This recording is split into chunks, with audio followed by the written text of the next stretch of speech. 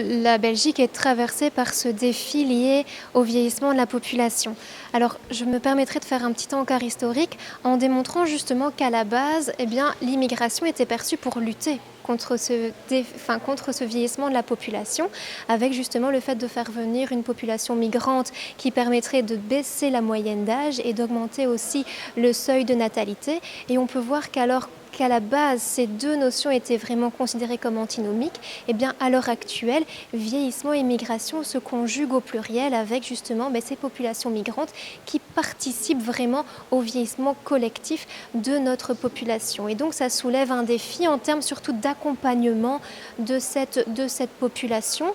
Cette population qui est souvent décrite comme plus vulnérable, comme plus fragilisée, que ce soit en termes de santé, mais aussi en termes d'accès notamment à des systèmes de soins, mais à d'autres systèmes de manière plus générale, étant donné parfois une certaine méconnaissance, en tout cas réciproque, entre la particularité de ces systèmes de soins et d'autre part aussi dans ces travailleurs la méconnaissance liée aux particularités culturelles. Alors le but justement c'est d'essayer de développer ces connaissances mais réciproques, parce qu'on n'est pas justement dans une logique misérabiliste, mais au contraire de voir vraiment cette multiculturalité comme une richesse où chaque génération, chaque culture a son apport justement pour la société et qu'il s'agit de mettre en lumière pour une promotion de l'inclusion et de la cohésion sociale tout au long de la vie. Donc je pense que c'est vraiment le discours qu'on essaye de développer, ne pas être dans une problématique du vieillissement de la population, dans une problématique de l'immigration, mais plutôt justement comme cette richesse de la différence, parce qu'au fond, on est tous des êtres potentiellement vulnérables et tous des êtres différents les uns des autres. D'où la notion qu'on a voulu mettre en avant de mosaïque sociale, mosaïque culturelle, qui fait vraiment la réalité et la richesse de notre société belge, qui est justement la Belgique une terre d'immigration, une terre d'installation. Je pense que les enjeux sont dans une dimension d'anticipation, mais aussi d'adaptation, parce qu'on est confronté à des réalités actuelles.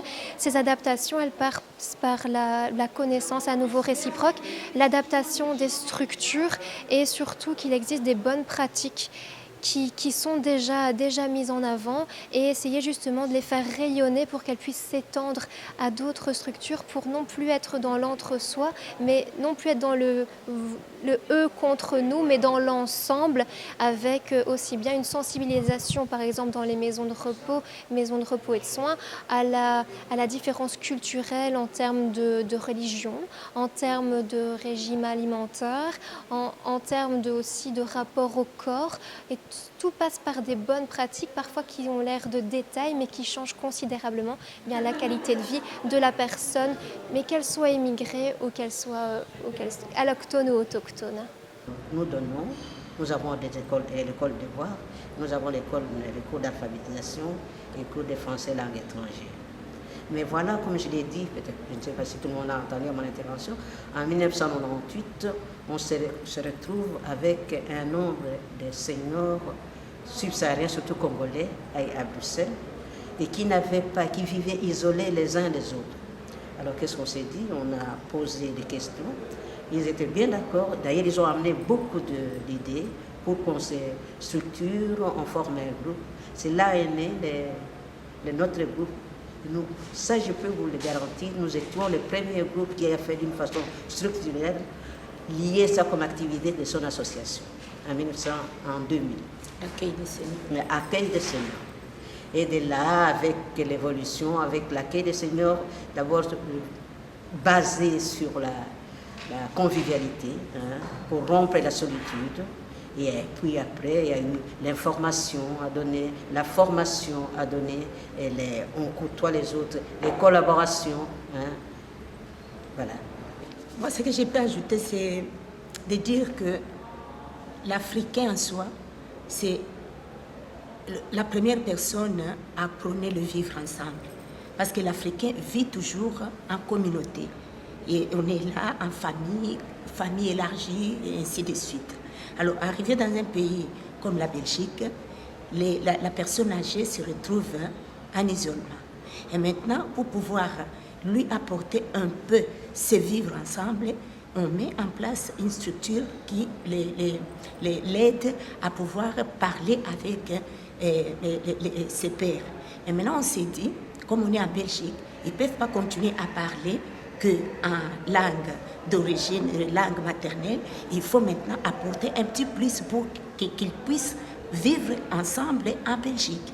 Et c'est ainsi que, comme l'association est basée à Bruxelles, on a choisi la langue qu'on a déjà un tout petit peu connue chez nous, qui est le français, d'apporter ou de mettre sur pied cet atelier des langues, afin de les apprendre à parler français, tant soit peu, afin de communiquer et bien vivre à Bruxelles.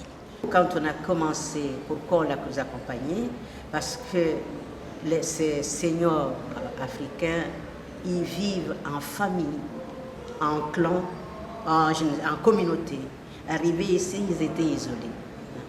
Et cet isolement augmentait un petit peu le stress. Et le stress entraîne vers la mauvaise santé. Bon, nous nous trouvons important que les gens, que ce soit culturellement, communautairement, vieillissent dans la joie. Et pour ce faire, on ne peut pas être seul. Il faut être à plusieurs. Il faut être à plusieurs, comme ça vous allez vers quelque part. Et les seniors, vieillir, c'est déjà, je l'avais dit, vieillir c'est déjà difficile. Vieillir ailleurs, ça devient un petit peu compliqué.